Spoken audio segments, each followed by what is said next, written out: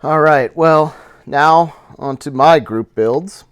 Got the Porsche 914. I've been having major issues with this kit, and I know everybody warned me. BG, yes, thank you. Yes, you warned me.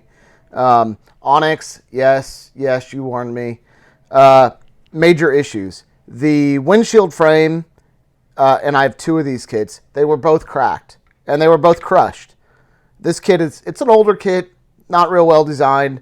Really wish they'd come out and update it, but it is what it is. So the windshield frame in this kit is a completely separate piece. So what I did to make sure I got everything the way that I wanted it is I glued it down first. Now the dashboard, you can't really see that, but the top of the dashboard is integrated. It's molded in with the body. So once you glue the windshield frame down, you already have the exterior and the interior all set up. So when I put the frame down, I put in my glass, and I have already had the top glued on because I had some other issues over there.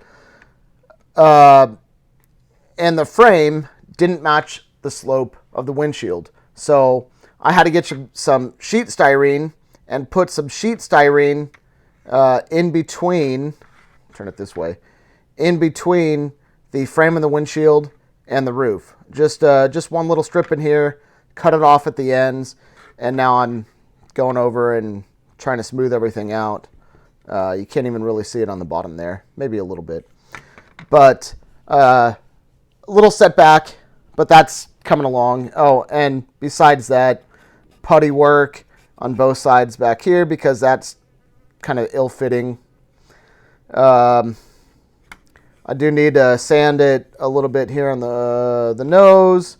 Yeah, not great, but that's what it is. I did get tires for this. Pretty excited about these. Bought these on eBay. Maybe it's easier with the car in the background there. Bought these tires on eBay. These are mini lights. Real excited about these. Resin, 3D printed. So I painted those up. And the tires that came with it were really tall. So I found a pair of tires in my parts bin. And the tires needed a little bit of modification to fit around these. But I think they fit well. And I think if I could get them to tuck up in there, I think they're going to look just awesome. Really like that look. Still on the subject of wheels and tires, my Street Machine group build, the Ford Ranger. I finally found some wheels I like. The wheels came from a Mustang kit, and I believe they came from this one, the 98 Saline Speedster.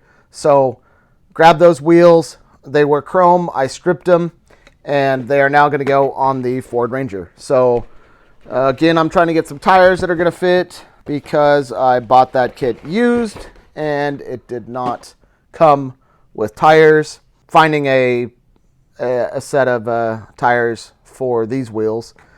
And again, real happy with that size.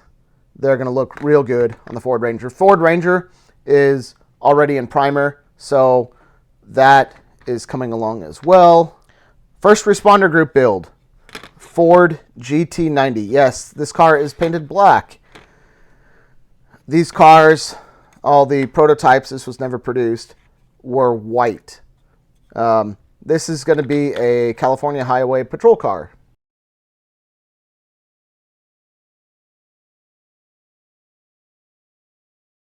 There was an engine back here. Oh, I've also cut the doors open. And the doors on this car were like regular car doors. That, to me, is unacceptable. I need Lambo doors on my highway patrol car. So this will have, or hopefully should have, Lambo doors. Fingers crossed. Interior, there's nothing at all to brag about here.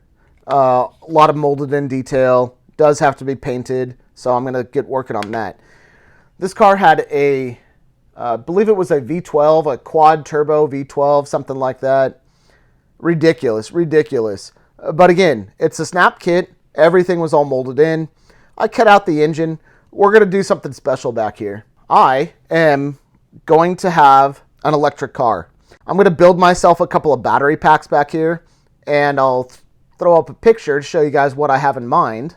If you guys would like to see me build that on the channel, drop a comment below, let me know, because I'm going to be building that pretty soon. The chassis needed a little bit of work. It was all semi-gloss black. What I did is and it's hard to see probably because of the glare, painted it aluminum, put a little bit of a wash on there, maintained the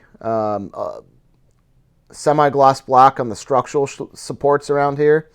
And then I created a couple of skid pans, these two here and this one here.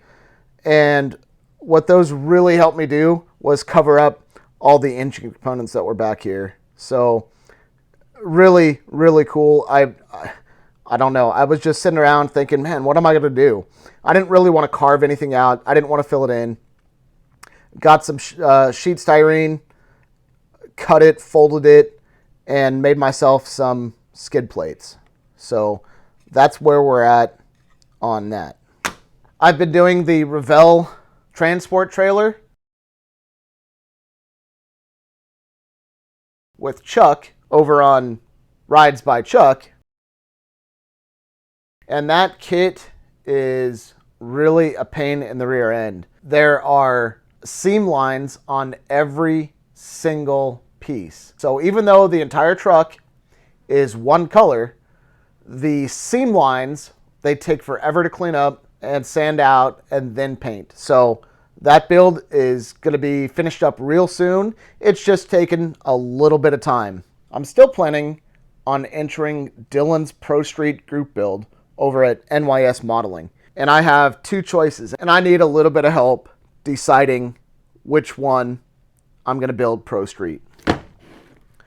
First choice is the AMT 70 Chevelle SS. Just picked this up at Hobby Lobby. I love this body style Chevelle. It's my absolute favorite.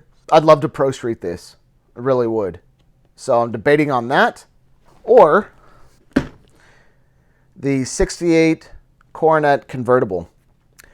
I'm not sure, but I think the Pro Street chassis from the Roadrunner or the GTX should fit in this. So if you guys would like to see this Pro Streeted, let me know in the comment section below.